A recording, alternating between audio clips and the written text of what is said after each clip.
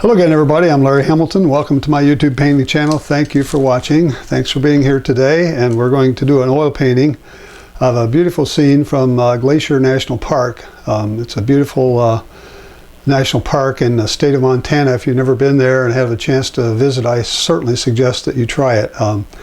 This is a photo that I took a few years ago on one of the roads in Glacier National Park. Is called the Going to the Sun Road. That is the main road that goes up and over the mountain and down the other side. And there are just thousands of views you can get, thousands of photos you can take.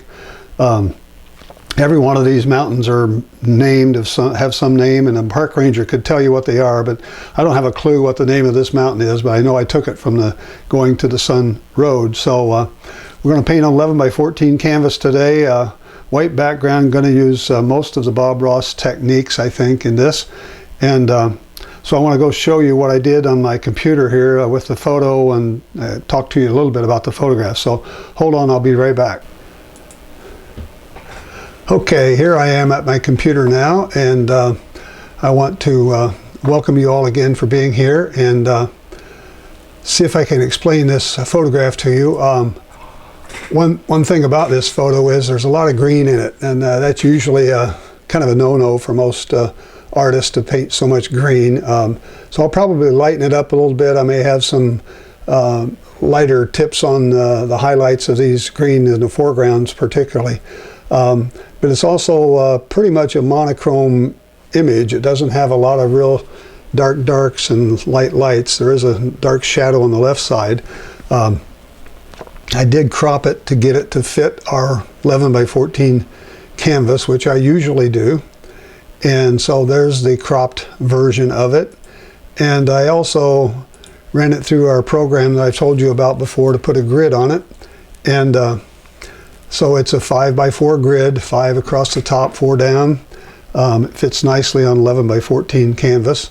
And I also created a sketch. I didn't do a value map because it really has minimal values in it. I'm going to have to create those on the fly. So here's the sketch. So I think that's really all I want to talk about, other than the fact we're going to have to put some nice value changes in the background to give it some depth. And that happens with a lot of photographs most of the time. So anyway, I'll put my palette back on. I'll go back to my easel, and I'll be right with you in a second. Okay, I'm back here, and we're ready to get going. I want to take you through my paints and my brushes, and I'll tell you what those are. I typically do that every time, so if you're watching it live, you can't get away from it, but if you're watching it after the fact, you can fast forward and get by this. So let me go to my palette now, and I'll explain what we're doing here.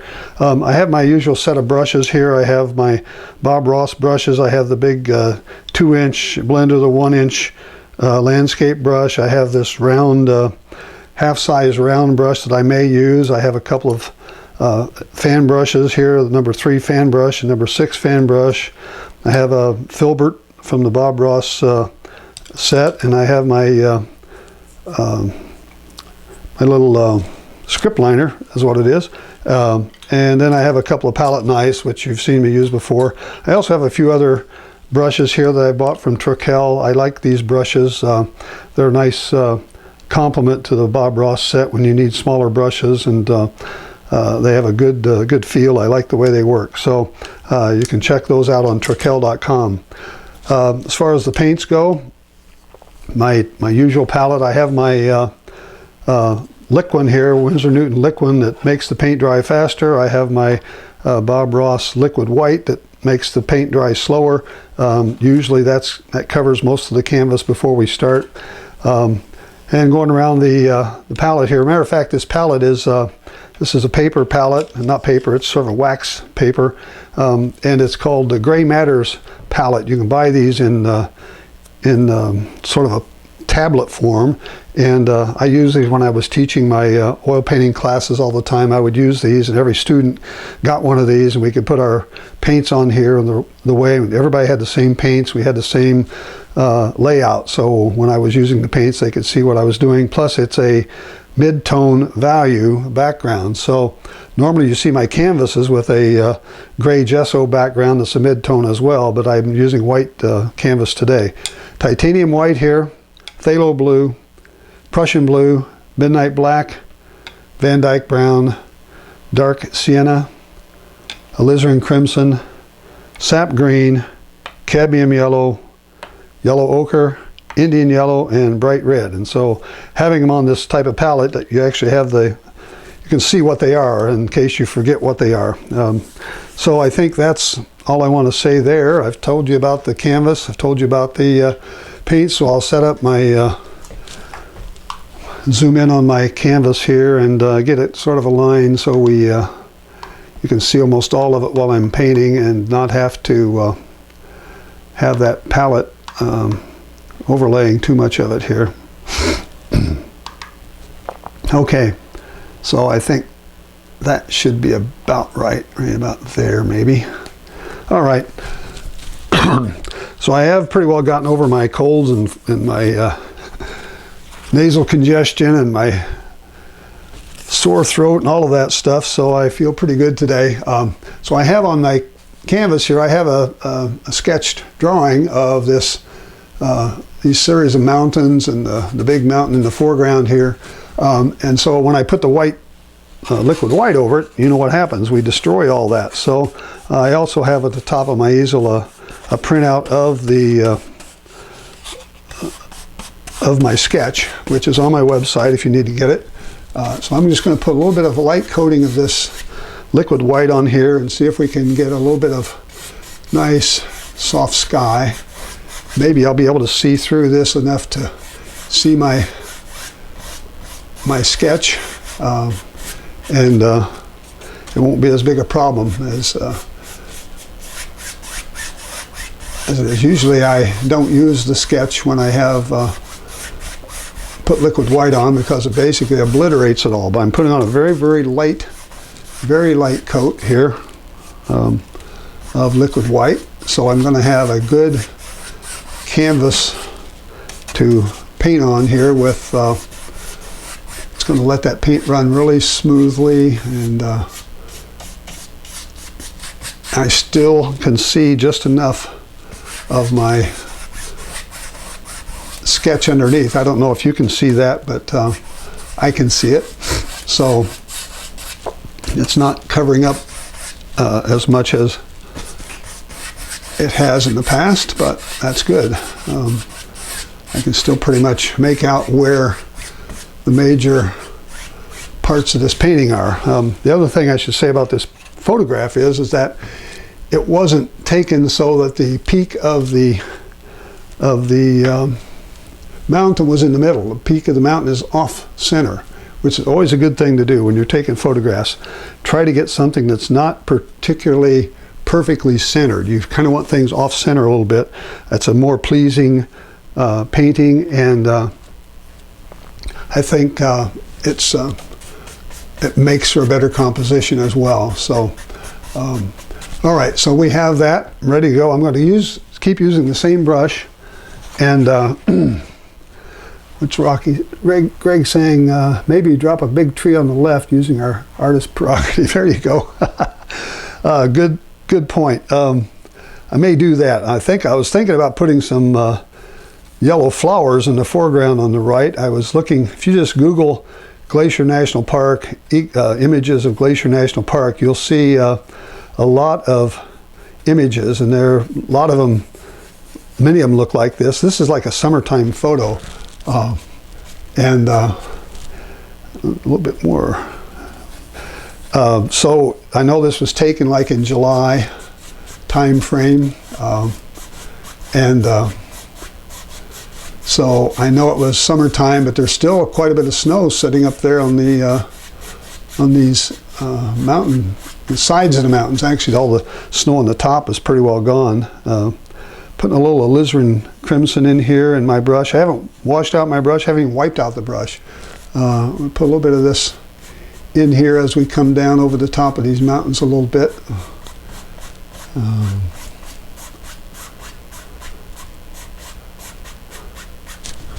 Okay, just enough. This is not much of this in that photograph, as you can probably imagine.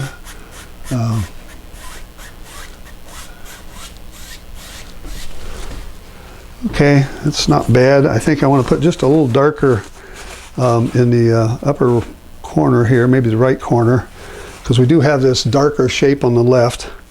So I'm going to just darken the right corner just a bit, if I can, get a little bit of this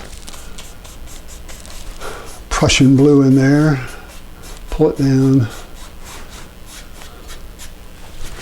Okay, so now I have a gradiated, kind of like I would call it in watercolor terms, it'd be a gradiated wash, going dark to light, right to left. Something a little darker on the right hand side to make it, give it some interest.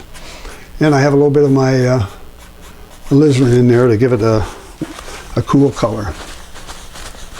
All right, so I'm kind of wiping out my brush now. I haven't washed it out, but I think I'm gonna wash it out because I want to change colors to something darker. And the more light I keep in there, the more it's going to be hard to get that light color out, or hard to get it dark. So, all right, so here we go.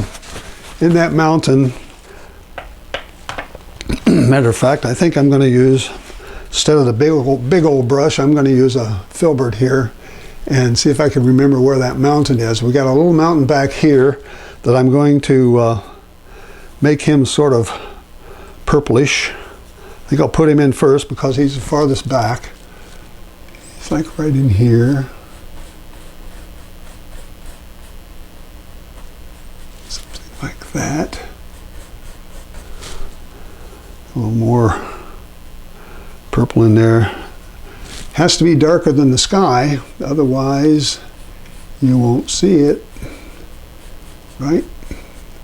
So it comes down into this area here where the trees are. Then we have this other mountain that's in front of it. All right, let's just leave that. The sun is coming from the left, so anything that is darker needs to be slightly darker on the right side instead of the left side.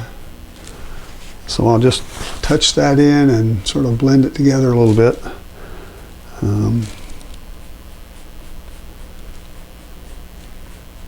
Don't want to put a lot of detail in there. That mountain's pretty far away.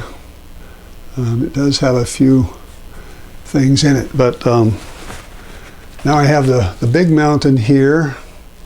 It goes up way up there like that. It's in this area here. I want it to be darker. I'm going to have him to pick up some black, maybe a little brown. I'm going to put him in here. And it's actually two peaks. It's a little peak right here in the top. Comes down, goes over this guy like that.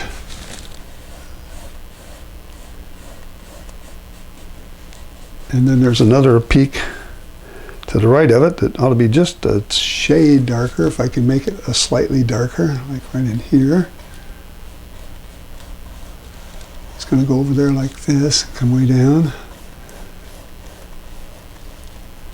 And these kind of run together here. But they go all the way down to this area here. These things go all the way down. Okay, so just keep working. Could have used the big old 1-inch brush, but if I use that big brush, I'd be done in 10 minutes. So this kind of goes down all the way down in here. There's another set of, there's a lot of greenery that goes across here. So it's definitely, you can see two peaks, and by not using the knife right now, I'm able to kind of make those slightly rough so they're not just a smooth straight stroke. So this needs to be a little darker on this side, and so I'll push them out like that. And this other one's got a few dark patches on it over here on the right side. It also has quite a few like valleys setting here, dark ridges that are in this one. So I want to try to capture those, but not with this brush with all this white paint in it. The thing about painting over liquid white is that anything you put on, you start picking up that liquid white. You can see how light these mountains got when I just put that dark midnight black and Van Dyke brown. It just lightened them right up. So let's see how I'm doing here. So the other mountain is coming in. There's a row of trees here. This needs to come down further. So let's start putting a little grass in there, maybe see what happens if I start doing that. Start changing the color a little bit here. This is coming down to this area. It's way too light because I've got all that white paint on the canvas. This is a summertime view. Springtime, they still have a lot of snow on these mountains. So I'm just kind of giving myself some idea of where to go with the greens here. And we've got another whole set of greens that go back in here, back in there. Okay. I'm kind of doing this just to remind myself where stuff is, because I do lose sight of these things sometimes. And these are all like horizontal brush strokes. They're not vertical right here. There's some white snow in there, but these are all sort of horizontal. Even going up this way, we get more horizontal. Okay, there's another mountain sitting back there that I want to capture. I want it to be a little bluer because it's in the distance. It has to be darker than the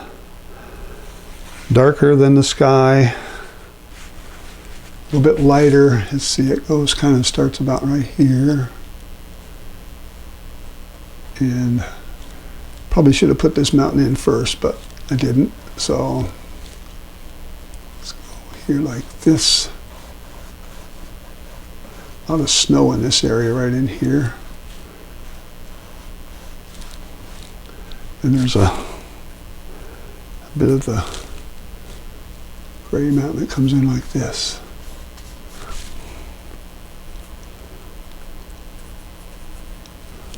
Pick up some gray, a little more gray. Okay, and then this gets more green as we come down. So at least one artist I follow says it doesn't make any difference whether you start with a background or foreground, but I know when I've watched Bob Ross and follow Bob Ross, he always starts at the back, paints back to front, top to bottom, and I sort of do that same thing just because I think it's always easier to put paint over the top of a mountain behind there than it is to try to put the mountain in behind it, which you see I'm struggling a little bit with right now. But because of the way I let these overlap, you can see that there's definitely multiple layers here, and it does have some three-dimensional texture to it, which is kind of what I was going for there. All right, so let's stop and think about that. Yeah, Greg, 3 values of green on that hillside. Yeah, I probably will. I'll probably put a very dark, I'm thinking about putting a very dark underpainting here for starters, because this is the darkest triangular area right here. I'm going to put it dark, and then I'll put a mid value and I'll top it off with some light, some yellow tops, I guess. This is the best way I can describe it. Okay, so now we've got this back here pretty well done in. I've got some room for some, let's see, this needs to come over a little more like that. I've got some room for snow and stuff in here. I'm going to put in some snow. There's a bunch of little snow areas here. This is a mixture of browns and greens.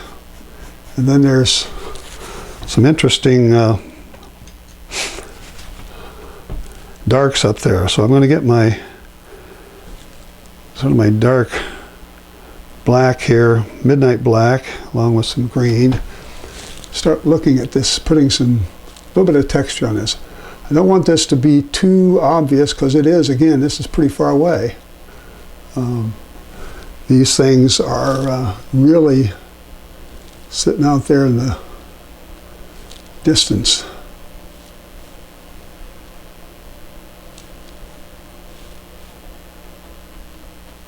So I'm just using a little bit of black. I'm using my Trekell number 6 flat here. And so it's a smaller brush. It's something that probably never would see Bob Ross use. But these all sort of help define ridges in this mountain and valleys. And when the snow is on, this is where the snow sits, and the snow melts and runs down. And so I'm just sort of feathering this in, making these sort of come down this way. I'm going to pick up a little more of my green. It starts getting a little greener in here. If I want these to look like trees, I'll just take my brush and sort of push it up. Again, get a little bit of a mixture of value in there. Pick up some maybe Prussian blue and put in that green, and you'll get some more darker values. You got to get a little more Prussian blue than that. But so I can just put in a few things that look like there's some darker trees kind of climbing up this mountain. I should tell you, this is you can just about see on this mountain here, about here. Above that is some snow. There's green grass, a little bit of green grass, but there's not many trees. And that's because these mountains are above the tree line. The tree line in Montana is about 7,500 feet, I want to say. So when you see trees on these mountains, that is an indication that you're below 7,500 feet. And if you don't see them, it means you're probably above 7,500 feet. So, and this going to the Sun Road that I mentioned earlier, you drive right through the mountain, and it takes you right up to Logan's Peak, it's called. And at Logan's Peak, I think the altitude is about 72 or 7,400 feet, something like that. All right, so I'm just add a little texture so there's something of interest back there. I don't want it to be so bold and so much contrast that it pulls your eye up there. And I want to leave these sort of gray instead of make them more green. We've got plenty of green in this mountain. So I don't want to overdo that. I'm going to put a little bit of my, pick up some of this brownish color with some white. Taking dark sienna and white, just putting it on this brush. I did wipe the brush out, but I picked up a little of that green underneath it. And we just put in a few lighter things here that sort of look like those things that cross there that I don't even know if you can see that. It's really pretty hard. But it's a combination of part of the mountain where it's actually broken off, I think, or dropped down. I don't know exactly. But there is sort of this look of like a break in the mountain where it's sort of a different type of geology here. So I'm trying to fit some of that in. A little bit darker in this mountain in front than it is in the one behind. So I can do that. I get working on one of these brushes. Sometimes I don't go back and change off. Sometimes I should change brushes periodically and I don't, but I'm just sort of trying to sculpt these mountains in as much as I can with colors that sort of look like they were up there, although I'm not making it nearly as bold as the photograph. The photograph was really clear and crisp, as most photographs from today's cameras are. They're just really bold and bright, and if you try to copy those, you end up sort of putting too much detail in the background, and I don't want to do that. All right, this background mountain here, I'm going to go back and sort of touch it up just a little back here, putting in some greens and blues, a bump in there.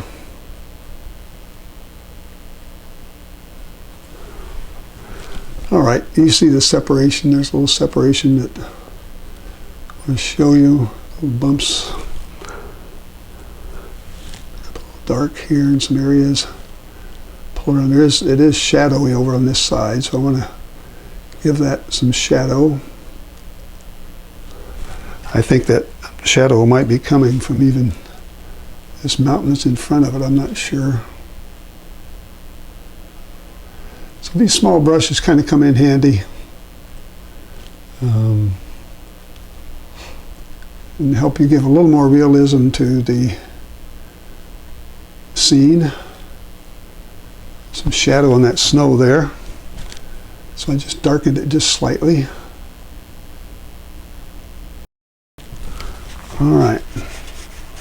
Where's my focal point on this painting? Well, usually it's the darkest dark against the lightest light, so I may not have even created that yet. But it should be either in this quadrant here or this circular. If you do the 3x3, split it 3 ways, the focal point should be in one of these places where those lines cross. It should either be in the upper right quadrant in this area, should be in the lower right quadrant here. Maybe by the time I get done putting some grasses and maybe some pretty yellow flowers or something in here, it'll be down here. This area over here is pretty bland and green, and this area up here doesn't have a lot of it. It's pretty dark, so I would think I might try to make it here, even though that's not a great, in the photograph, that's not a great shot there actually. But we'll see. So I'm just coming down. This is a little bit too dark here. Some of these things you want to make them so they're dark so they stand out, and other times you don't want them to be too dark. So this needs more green in it. So I'm going to just kind of bring in some of my sap green. One thing about these colors is because we have 3 yellows and we have 2 blues and we have sap green, we can make all kinds of different colors of oh, there's this shadow here. Pull these down. Make all kind of greens with these blues and yellows that you have in this palette.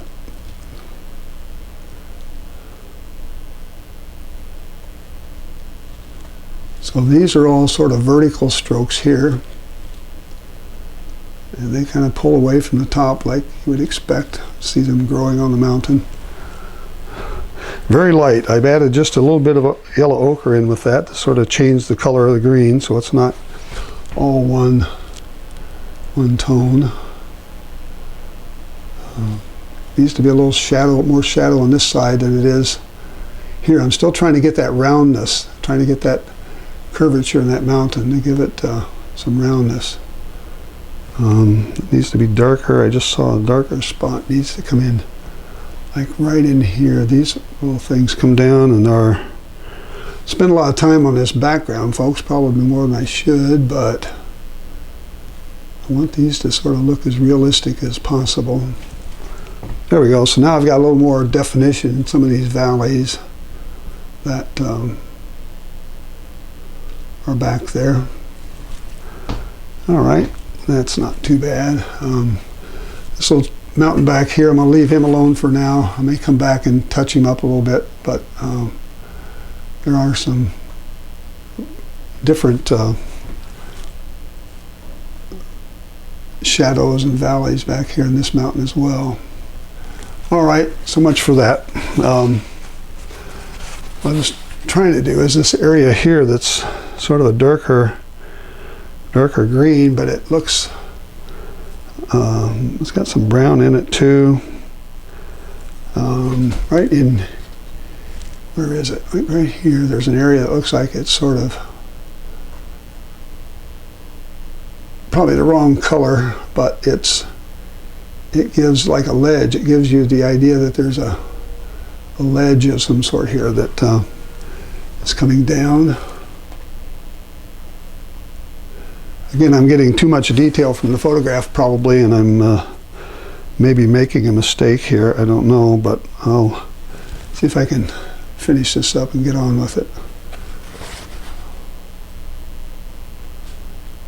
A little bit of my green with, I just want it to be, I want it to show darker on this right side, which it looks like when I turn around and look at the monitor, it looks like it's darker over here. So I'm getting that shadow effect that I want from the mountain itself. So these are like layers of the mountain. It just sort of has worked its way down, and in the winter time this stuff would all be covered with snow, and you could just throw a big glob of white paint in there and people wouldn't even know it. But in the summertime, it's you got to kind of pick and choose where things are. All right, so I've got a little nice shadows in there that appear to be darkening it down just a little. All right, that's good.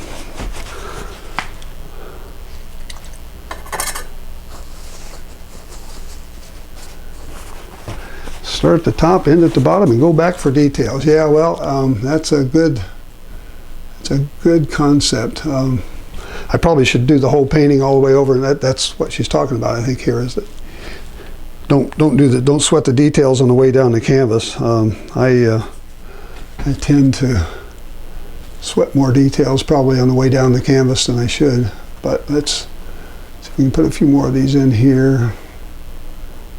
So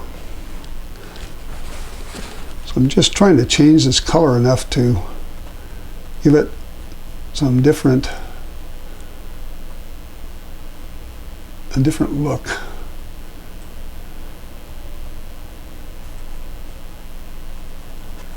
All right, that's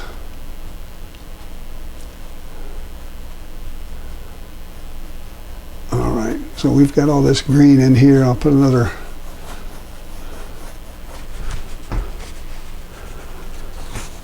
All right.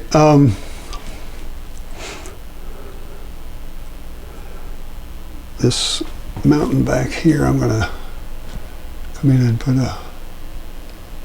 another little bit of brown over it, I think, grayish brown. And we're going to come back and put some snow in there, a little bit of grass. There's actually some grass back in there. So maybe I'll just hit it with a little bit of a, goes from about here up like that. What I'm trying to do, Lindy, is trying to keep from making this thing look really ugly. Usually when I paint it the way you suggested there, the way your mentor suggests, it's probably the right way to do it, but it also doesn't entertain the viewer all that much who's watching, so it's sort of a test to see if I can keep you engaged enough to have something that you can look at while I'm painting, but without making this thing just a set of big ugly blocks, which I've done that before, and it kind of, when I rewatch the video, it kind of loses my interest sometimes, so I have to be careful about that. But part of this is by trying to keep people engaged and watching and that sort of thing. So I'll just put in a few marks here to make this look like we've got some trees and things going on, some different types of geologies. This is all going to be snow in here. Got all this over here is just green. All right, let's put another couple of swipes of green in here. I think there's some trees that are growing out of this area. So let's put this down, and then, all right. So I'll just sort of leave it like that right now. Mixture of colors, and we'll move on.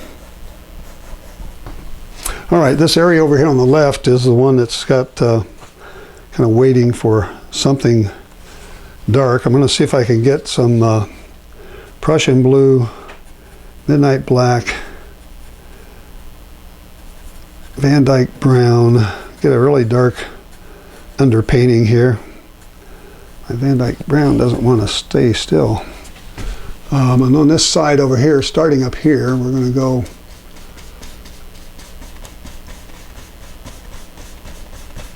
really dark blue. This thing is almost up as high as, almost as high as that peak. So let's get some more here. On Van Dyke.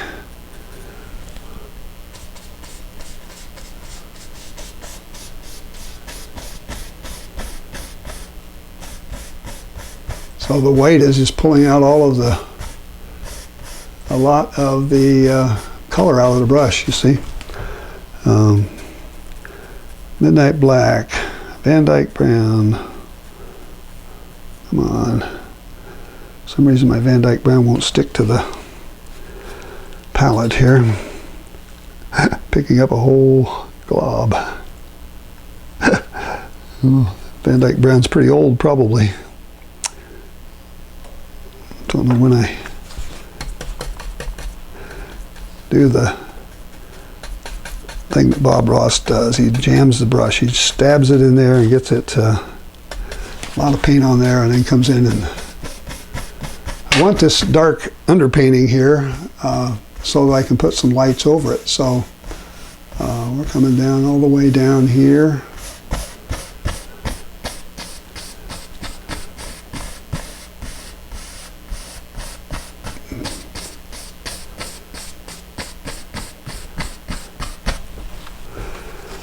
Okay, so we've got a lot of darks in there now.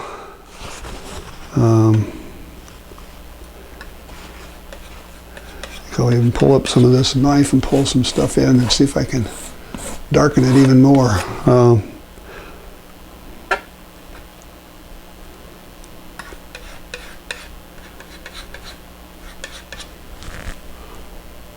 lot of trees and stuff up here, so I'm going to just put this dark as much as I can put under here, certainly where the shadow is. It's going to lighten up as we come down, but there's that. On this other side over here on the right, down here, I'm going to have this to be considerably lighter. I'm using my palette knife now. I want this to sort of mixture of colors.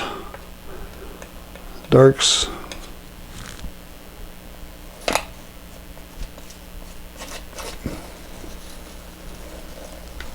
Come on, get in there like this. Okay, there's that. Maybe a few strokes up here. All right, so you probably couldn't see me do that because I had the palette in the wrong place, but it's for the live broadcast. But I just used my palette knife and just scraped it across there and brought in some of this mixture of Van Dyke, or dark sienna rather, and titanium white, and just gave myself a base to work from over here, because this is all going to be dirt mostly, and coming over this way. It's actually a stream where as the water comes down and melts, it runs this way, so I was going to try to put in a little bit of a stream there if I could. Some rocks and that sort of thing. All right, so I think at least I've got the basis of this stuff under here. And now I can come back and start putting in some more finer details. There is a set of dark trees that kind of come down this way and here, like that. Okay, so there you go, Lindy. I've given you the uglies now, but it still looks like 2 or 3 mountains, so that's trying to show you. So now I have to be able to lighten all this up, right, with my green. That'll be my darkest color, what you see there. And then as I come forward, I'll be able to lighten that up. I'm going to get my, let's see, which brush do I want here? I don't know, that filbert's awfully big. I'm going to pick up a flat here. Do I have any other filberts? Filbert makes a nice top for trees. Here's I have a smaller filbert from Trekell. It's a number 8. And so I'm going to use it on some of these trees, get a little bit of blue in it, but mostly, or a little bit of green in it, but mostly blue.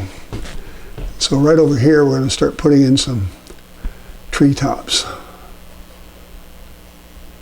These are trees that are in the shadow, very dark.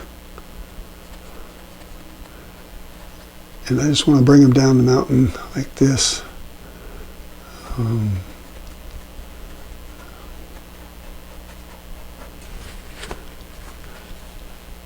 seen me paint this way before, where I pick up the paint and get it on the brush and then just sort of push it into the canvas like this.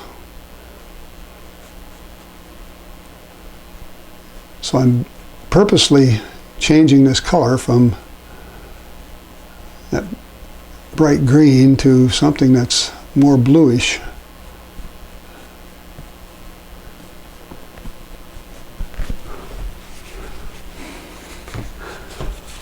And I am adding the sap green in there, but I want it to be a lot darker over here on the left than on the right, because we're in the shadow of the mountain here. So I'm going to have a mixture of lights and darks, mix them up.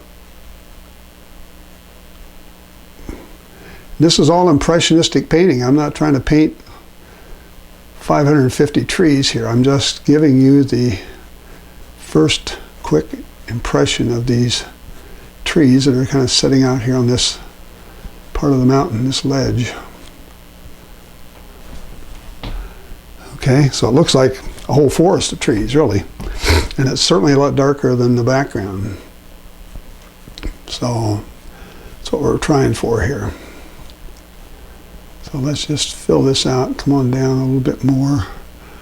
There's these trees over here that I was kind of alluding to. They have a greener top. They're a little bit lighter because they're more in the, they have some light hitting on them, but they do have a dark base under them. So I want to get that painted in so we have this distinction here from this mountain in front of it.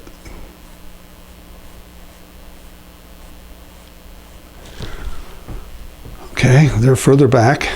They don't have to be as distinct, but value-wise, they have to be dark enough that you can tell the difference. And then I want the trees behind to kind of reflect that. So I'm going to pull these in and mix them together.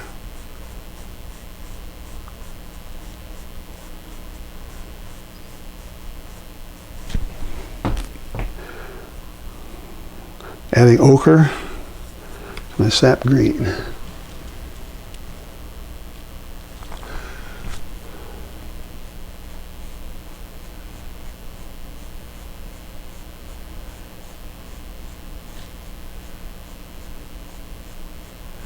So it looks like another hundreds of trees back here. And by adding just a few darks in there, a few little dark brush strokes here and there, you're able to see that's a whole different plane of trees back there, right? Like a whole nother field, but it's lighter in value than the trees in front of it. So you know that it's further back and it's in the light, actually. Okay, so let's keep going on this thing.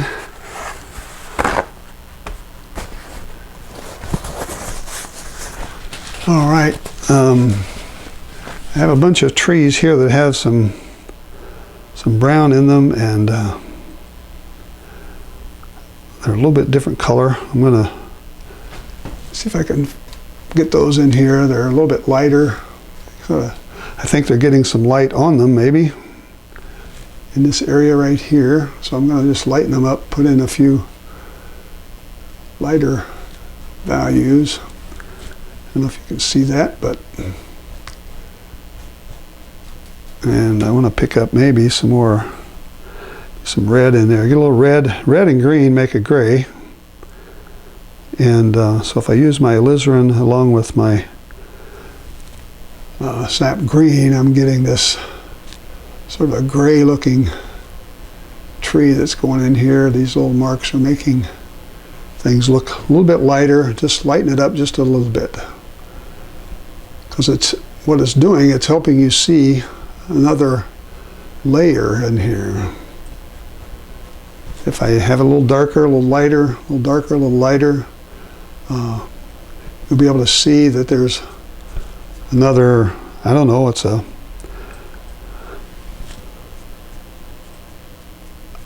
ledge, maybe a valley runs, well, there is a valley that runs right down here, and it empties into this this creek down here. It's a dark, sort of a dark ledge there that I want to demonstrate. So let me see here. Pick up some more of my lighter color greens and start getting some green in here that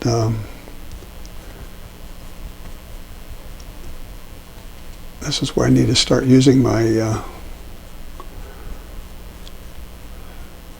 a big landscape brush and start pushing in some of the colors. Let's bring it on down here like this. On down, I'll leave this, let it be ugly.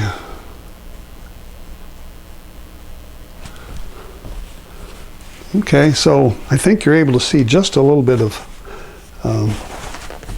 the landscape there. Now, if I take this big brush and a little bit of green, a little bit of ochre, maybe even a little Indian yellow, I start coming in here. I want to get enough in this brush that I can stab it and it's going to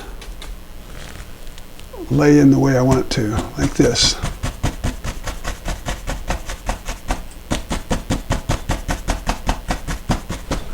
Okay, so it's pulling up that, there's the white underneath it, then there's the black.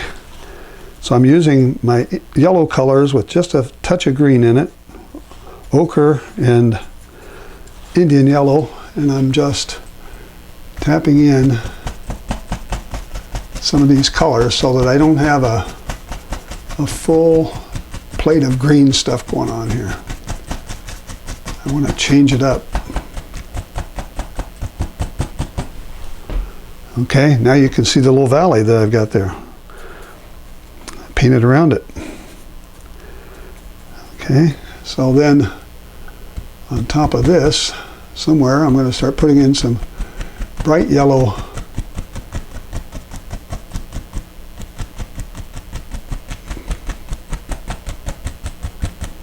kind of losing the bright yellow there, but that's the idea. Is I want to get this all painted in all the way down, keep it fairly dark,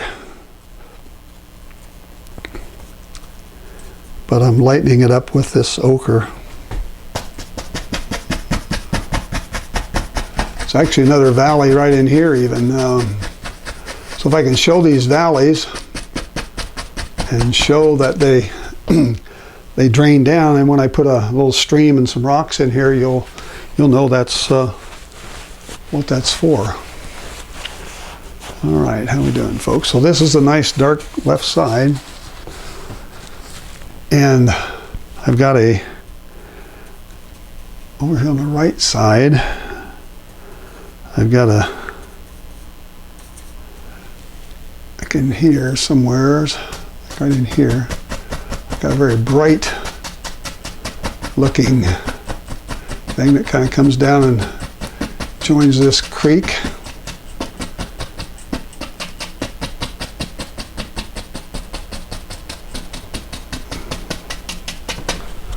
All right.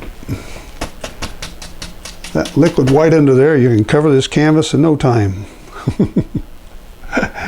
It's really kind of funny how this all works.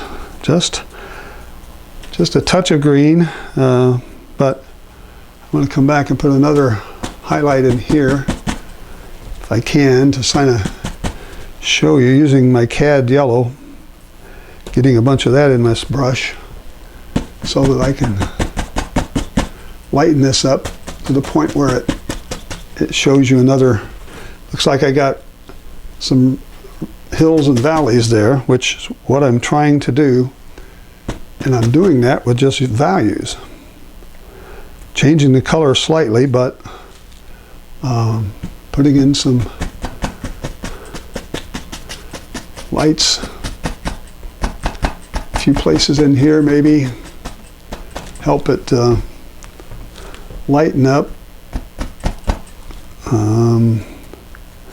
Up here, this area is getting more sun right in here, so let's put another few things in here like this. All right, see how that bright yellow mixed with a little bit of titanium white? This big brush, and you just stab it in the canvas. I get started on this, I don't want to quit.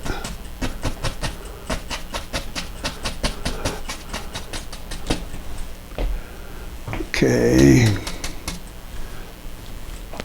All right. How about these areas in the background here? They're in this middle ground. See if I can put something in there that's just a little bit different even than what's there. See if I can hit some, see what this is going to do.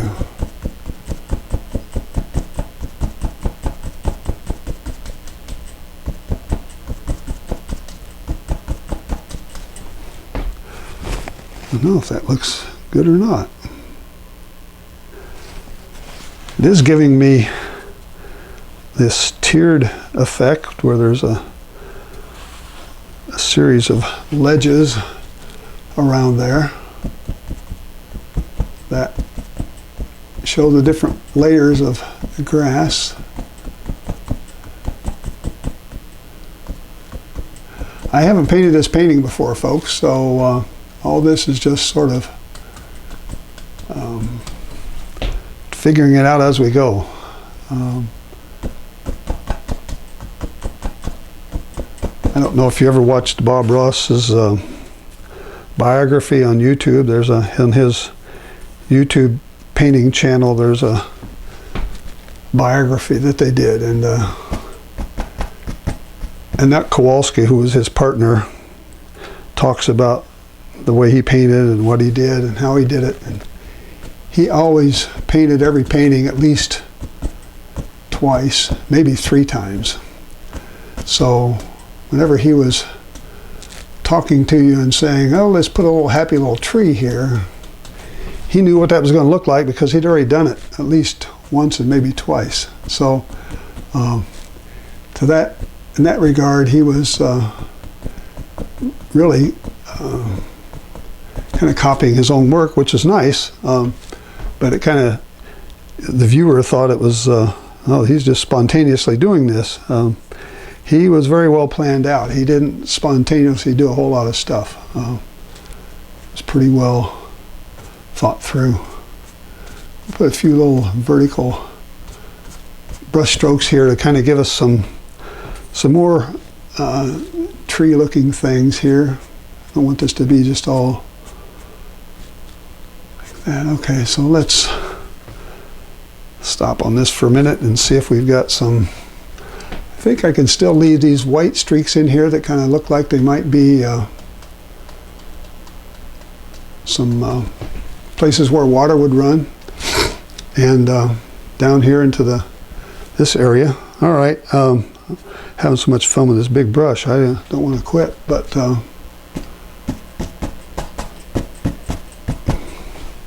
All right, I think I'll stop with that. There is a darker, I probably should, before I quit with it, I should probably come in and put in this darker layer that's sort of underneath everything, like right in here. There's a, it kind of turns dark because of the shadow. So I'm going to just kind of go in and put this in along here, put one along here. I'm not matching the colors in the photograph, folks. You realize that. I've got my own little palette color going on here. All right, so that's that. I'll put a few spots in here to give it some depth. See, if this is all really just one color, you lose the depth. So I'm going to bring up some black, maybe, and a little bit of Van Dyke, and just hit a few darks in some of these areas if I can get it to work here.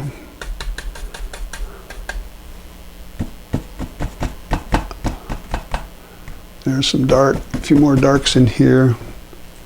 Something like that. I don't want to put too much in. Maybe just put a few little things up here. All right. Now it looks like I have a nice set of rolling hills.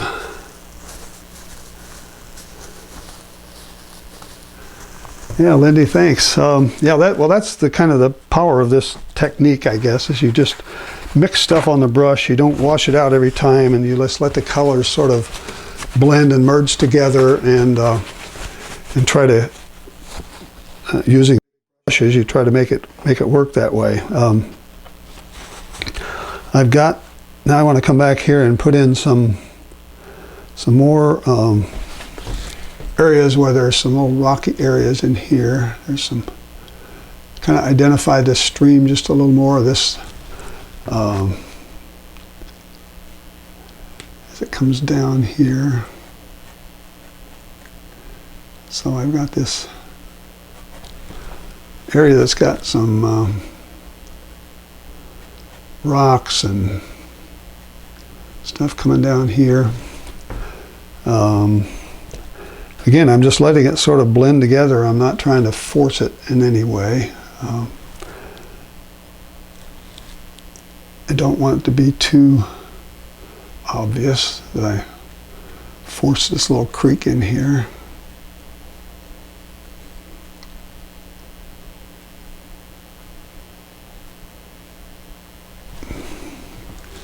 So let's just put in some things that look like there's some bottoms on these here. And then darken it up, pull up some darks. Need a flat brush for that. When I'm pulling up, the filbert gives me the wrong thing at the bottom. It gives me a curved thing at the bottom. I want this, if you can see that. You see the difference? A flat brush, this little number 10 flat from Turkel.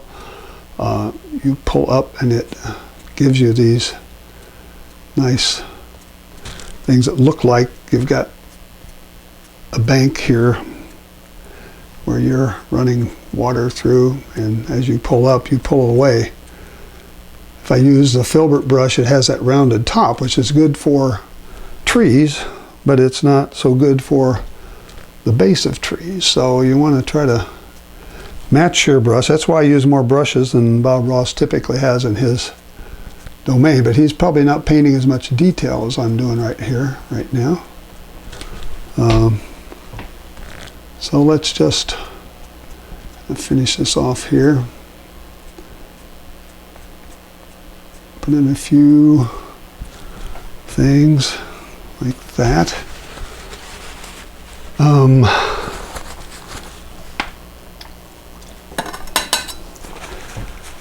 Okay, I'm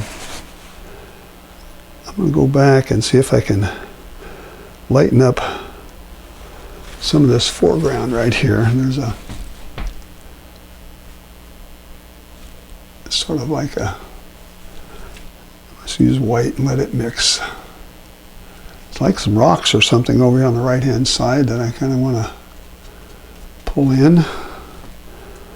Again, trying to be fairly impressionistic.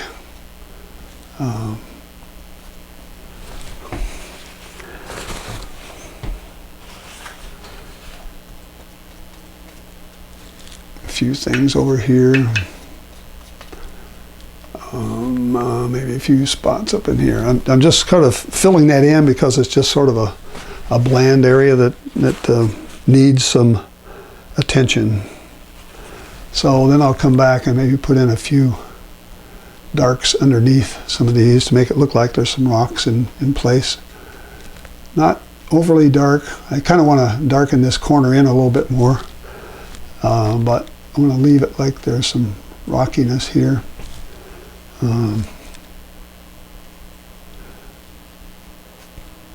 If I put these little angular things on there, it tends to look more like rocks. Angular brush strokes will help give you the look of a rock surface or the front of a rock, like that, something like this back here. So it's looking like some rocks in the foreground with those darks. Thing I haven't done is put my snow in back there yet, or I haven't put in my my water. Let's see if I can do with this water here. I don't know what this is going to look like. It's going to needs to be lighter than that, I think. I'm going to give it a little bit of alizarin, sort of.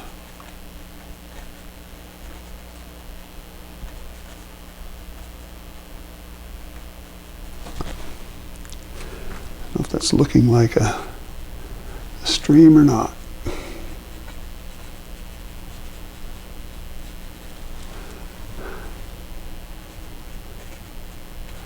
I'm using a flat brush and just sort of making strokes that run as the water would run, almost they're parallel to the bottom of the canvas here.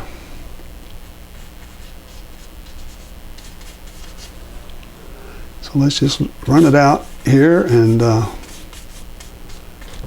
let them look that way.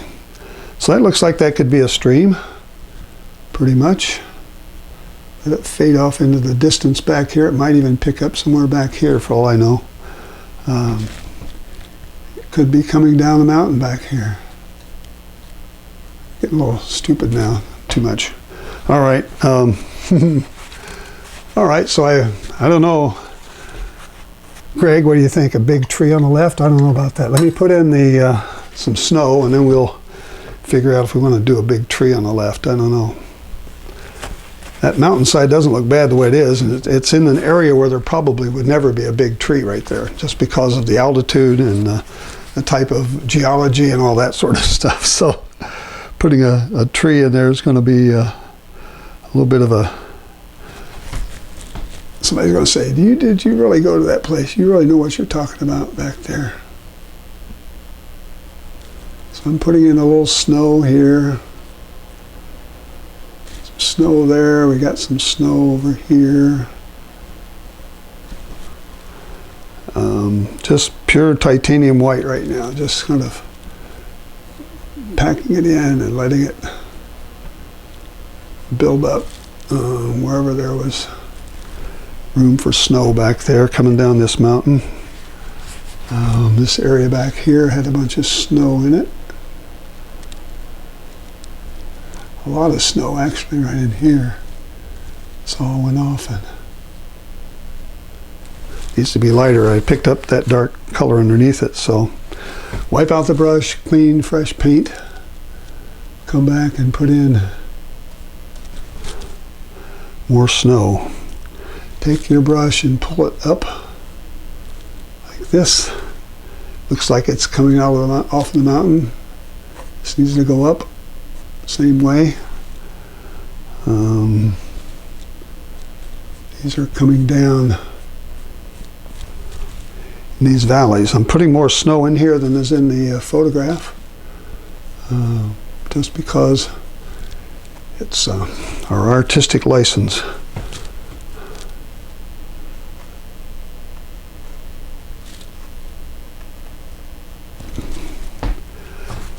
It's about the end of this when I put in the snow here. We don't have any snow in the foreground. I could put a little bit of fill in some of this area here with Maybe it looks like some water ripples, that type of thing. Some rushing water, maybe. I do have some white. I just left a pure canvas there, which is typically not a great thing to do. How are we doing? We've done an hour. Well, this is pretty good shape for an hour. And this water coming down here. Maybe we got some water that's kind of rushing down.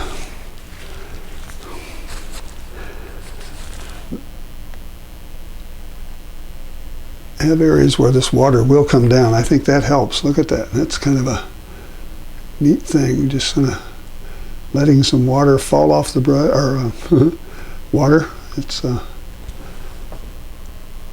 that's what happens. These things just sort of run, and they melt. They just run down these mountains, and it really made a lot of difference with just light, very light touch.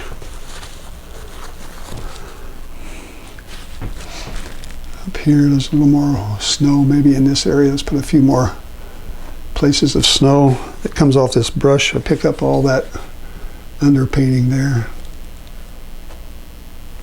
I want these to sort of come up like they're falling, coming down off the mountain.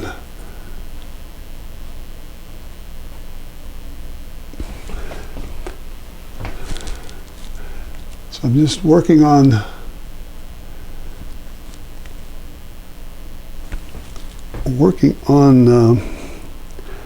illusions, optical illusions here to sort of let you see snow. There's even a little bit of snow back here in some areas. Let's pull a few down. Kind of give that a little more texture back there. Change the color a little bit.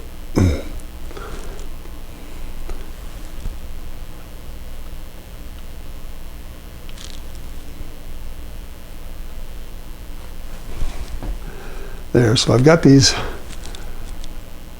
things coming down, so it looks like there's things coming down the mountain. Could be making the water that's seeping into the creek here that I put in. So this doesn't look a whole lot like that photograph, but it certainly makes a reasonable composition, and it is totally representative of what goes on in these mountains, because I've been there enough times to know. So I'm going to overdo it if I don't stop. I need somebody to say stop. Okay, I think, folks, that's about enough. I'll step back and look at this, and after I stop broadcasting, I'll say, oh, I should have done that, or that's too light, or that's too dark, or whatever. And so sometimes I come back and put in a few other things that sort of look like they help the composition. So when you watch my videos after the fact, come back and check to make sure I didn't do something after I shut the cameras off, because I do that very often. This needs to be darker here. This is really not dark enough. Picking up some blue, midnight black, to sort of darken these up here. This is, there's a lot of shade here from the mountain itself. So let's just put in some darker.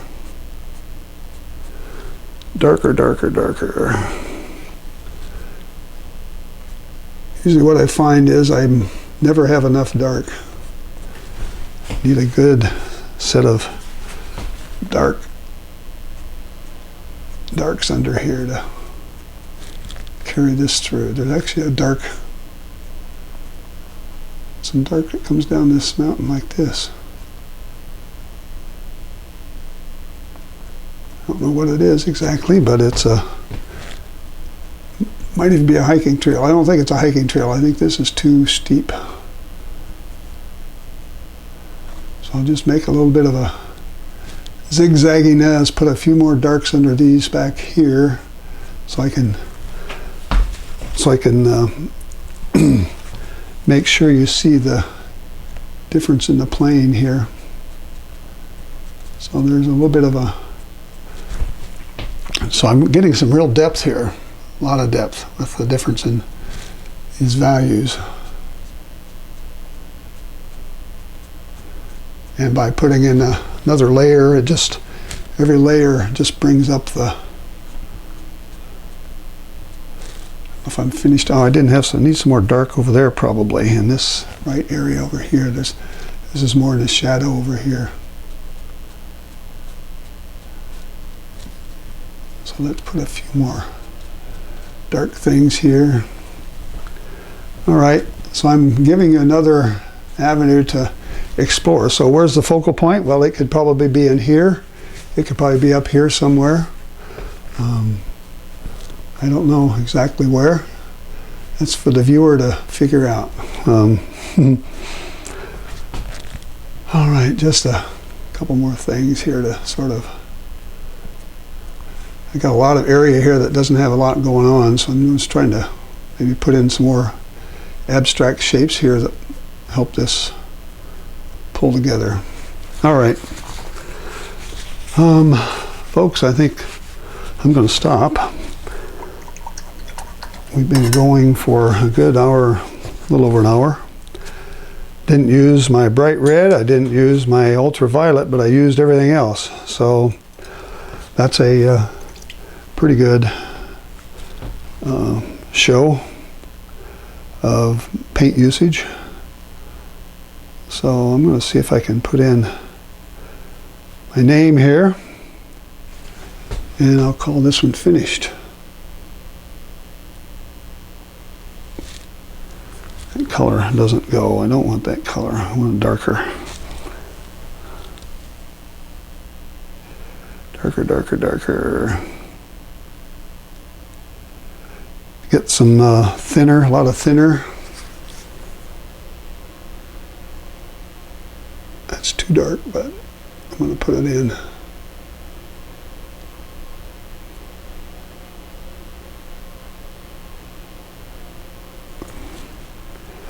All right.